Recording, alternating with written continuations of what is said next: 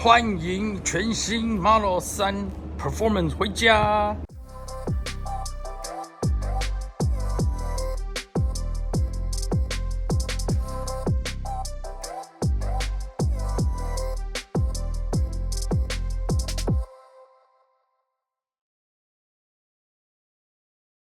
嗨，各位观众朋友们，大家早，我是胡老板。哇，频道摆烂好久，在这边跟大家抱歉，因为之前在台湾跟日本真的非常紧凑，所以没来得及更新哦。但是今天，嘿，要带大家去哪里？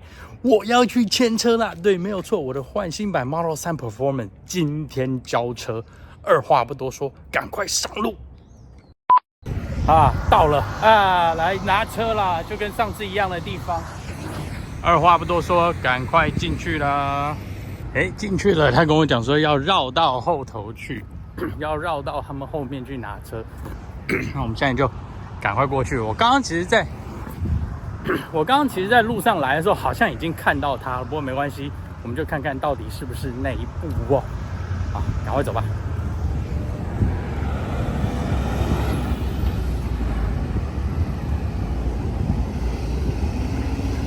应该在这里啦。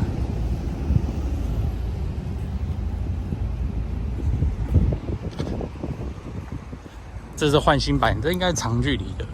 我记得刚好第二部，好像就是没错。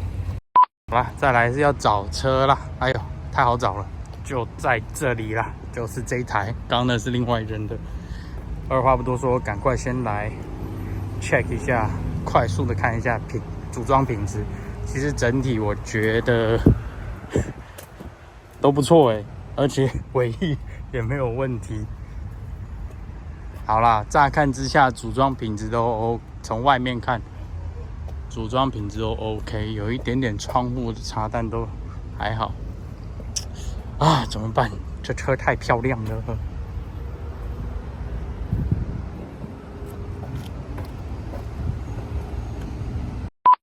第一次坐进来的感觉真的是很特别。等一下，我要先把音乐关掉。哇，真的超特别的。这个椅子好漂亮啊，白色，真的是要买白色内装。赶快给大家看一下车子后面。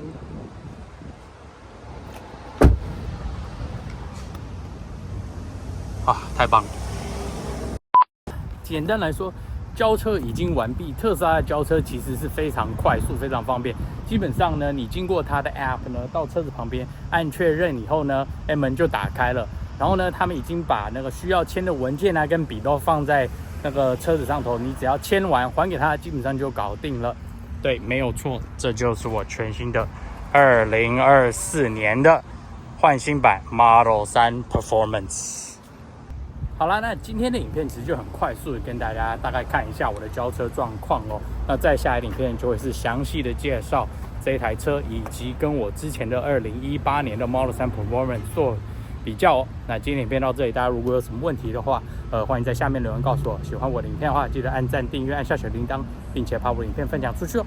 那我是胡老板，我们下次见喽，拜拜。